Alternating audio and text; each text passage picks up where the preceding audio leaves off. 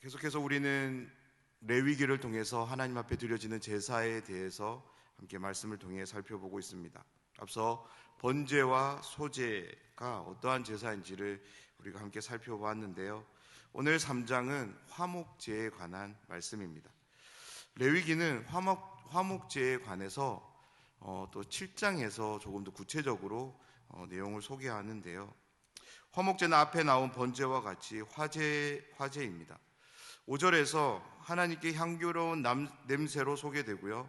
11절에서는 여호와께 드리는 음식이라고 소개됩니다. 정리하면 이 화목제는 하나님께 향기로 드리는 제사입니다. 그런데 화목제는 앞선 두 개의 제사와는 사뭇 다르게 시작합니다. 한글 성경에서도 만일이라는 단어로 시작되는데요. 이렇게 시작하는 이유는 화목제는 하나님께 의무로 드리는 제사가 아니라 자원함으로 드리는 제사이기 때문입니다. 오늘 말씀을 나누기 앞서 한 가지를 먼저 생각해 보려 하는데요. 여러분은 화목제사 하면 가장 먼저 무엇이 떠오르는지요? 저는 신학교에 가서 성경을 배우기 전까지 화목제 하면 하나님과의 관계를 먼저 생각했습니다.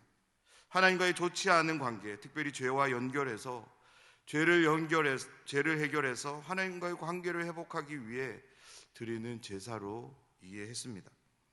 제가 화목제를 이렇게 이해한 이유는 로마서 3장 25절 말씀 때문이었는데요.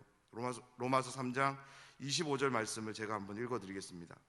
이 예수를 하나님이 그의 피로써 믿음으로 말미암는 화목제물로 세우셨으니 이는 하나님께서 길이 참으시는 중에 전에 지은 죄를 관과하심으로 자기의 의로우심을 나타내려 하심이니. 아멘.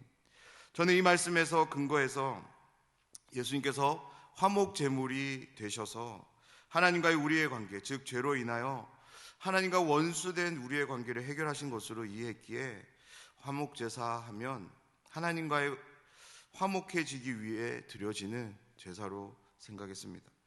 사랑하는 여러분은 어떠십니까? 그런데 신학교에 가서 성경을 공부하면서, 특별히 로마서를 공부하면서 이 3장 25절에 번역된 화목제물의 이 번역이 너무나도 큰 아쉬움이 있는 번역인 것을 알게 되었습니다. 그 어느 나라의 번역에서도 이 단어를 화목제물로 번역하지 않는다는 것입니다. 헬라어를 비롯하여 영어 그리고 중국어에 이르기까지 대부분의 모든 나라에서 화목제물이 아닌 희생제물이라고 번역합니다. 그래서 로마서 3장 25절을 굳이 제사에 연결해 본다면 화목제사가 아니라 속죄제사가 되는 것입니다.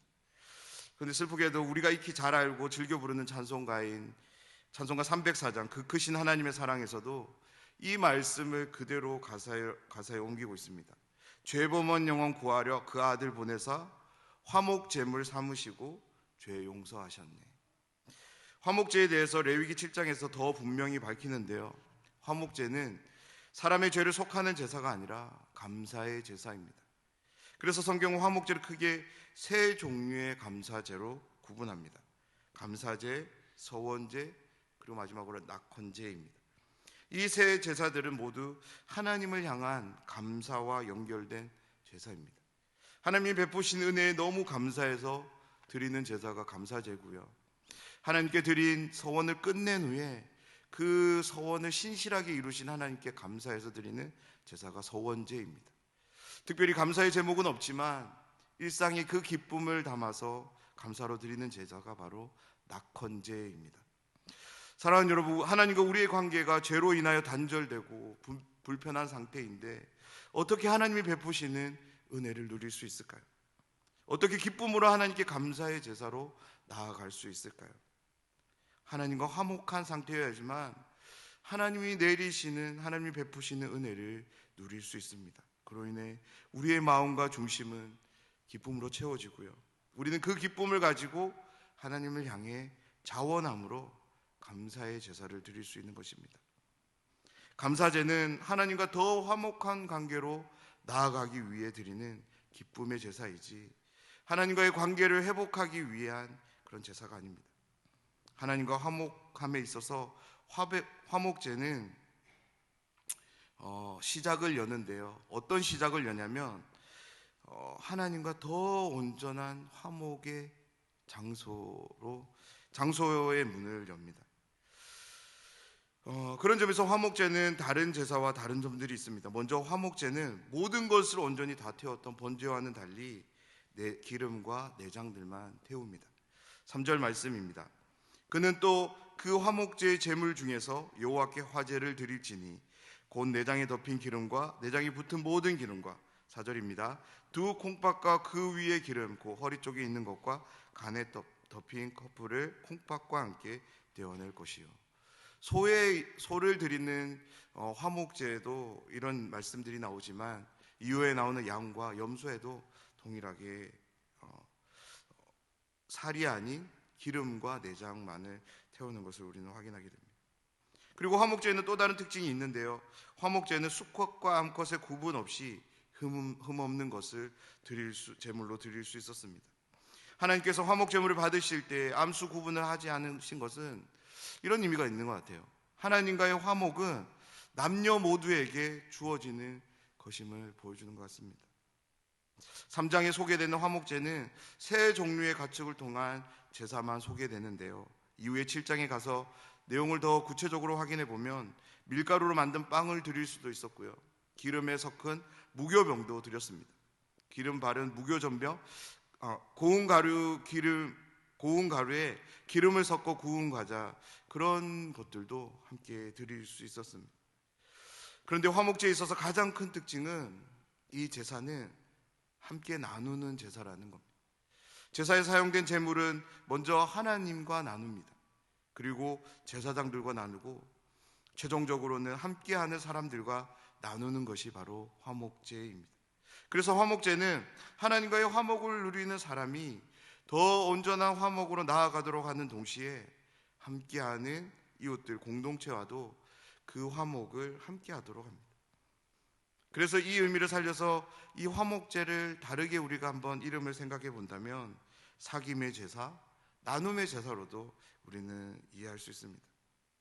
함께하는 사람들과의 사귐과 나눔을 통해서 제사 드리는 사람은 하나님을 향하여 더 화목을 누리는 동시에 함께하는 모든 이들과도 더 화목을 누렸던 것이 바로 이 화목제였습니다. 그리고 화목제에는 앞의 제사와 다르게 가난한 사람들에 대한 언급이 없습니다. 왜냐하면 화목제는 함께 나누는 제사이기에 제물을 드릴 수 없는 가난한 사람들이라 할지라도 얼마든지 함께 할 수 있는 제사였습니다. 왜냐하면 가난한 사람들도 제물이 없다 하더라도 함께 나누는 그 현장 가운데 함께함을 통해서 이 화목제에 동참할 수 있었기 때문입니다. 마지막으로 17절 말씀인데요. 너희는 기름과 피를 먹지 말라. 이는 너희의 모든 처소에서 너희 대대로 지킬 영원한 규례니라. 아멘. 하나님은 화목제의 가장 마지막을 경고의 말씀으로 마치십니다. 하나님께서 이렇게 마치시는 이유는 하나님은 하나님과의 화목이 계속적으로 유지되기를 바라시는 마음이 계셨던 것 같습니다.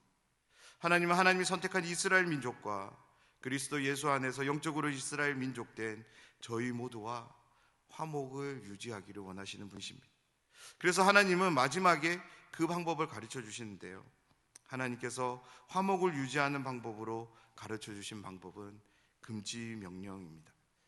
사랑하는 여러분, 하나님과의 화목을 유지함에 있어서 우리가 주의 있게 살펴야 되는 것은 화목 제사를 어떻게 드리느냐라는 것인데요. 그 마지막인 하나님이 금지하시는 것을 우리는 지킴으로 이 화목제를 계속 이어갈 수 있습니다. 기름과 피는 앞의 내용에서 확인할 수 있듯이 제단에서 태워지는 하나님께 향기로운 냄새가 될 것들입니다. 다시 말해서 기름과 피는 하나님의 음식이 되는 것들입니다. 그래서 이 기름과 피는 하나님의 것입니다. 하나님의 것이기에 우리는 결코 넘봐서는 안 됩니다. 하나님이 분명하게 입장을 밝히신 이 입장을 우리는 결코 침해해서는 안 될 것입니다. 사람들 사이의 관계에서도 화목을 생각해 보면 마찬가지인 것 같습니다. 다른 누군가와 화목한 관계를 유지하기 위해서 그 상대방의 마음을 헤아리고 기분을 좋게 하는 것도 필요하지만 상대방이 밝히는 그 입장들을 침해하지 않는 것이 서로 화목을 유지하는 방법입니다. 그래서 서로가 화목을 유지하기 위해 가장 좋은 방법은 상대방이 원치 않는 행동을 하지 않는 것입니다. 하나님과의 화목은 가만히 저절로 유지되는 것이 아닙니다. 계속적으로 그 화목을 향해 화목 제사로 나아가는 사람만이 하나님과의 화목을 유지하게 될 줄 믿습니다. 먼저 하나님의 베푸신 은혜를 헤아릴 줄 아는 사람이 되어야 합니다. 또한 그 헤아린 은혜에 대해 감사의 고백을 드릴 수 있어야 합니다. 나에게 주어진 상황이 어떠하더라도 하나님을 향한 감사를 찾아서 드리는 사람만이 하나님과의 화목을 유지할 수 있게 될 줄 믿습니다. 사랑하는 여러분, 지금 여러분은 하나님과 화목하신가요? 그렇다면 우리에게 필요한 제사는 화목 제사입니다. 왜냐하면 화목제는 하나님과 화목한 사람만이 누릴 수 있는 기쁨의 제사, 감사의 제사이기 때문입니다. 만약 하나님과 화목하지 못한 분이 계시다면 먼저 하나님이 베푸시는 은혜에 늘 깨어 있으시길 기도하시기 바랍니다. 그 기도를 통하여 하나님이 베푸시는 은혜를 헤아려 보십시오. 하나님께서 그 심령 가운데 화목을 허락해 주실 줄 믿습니다.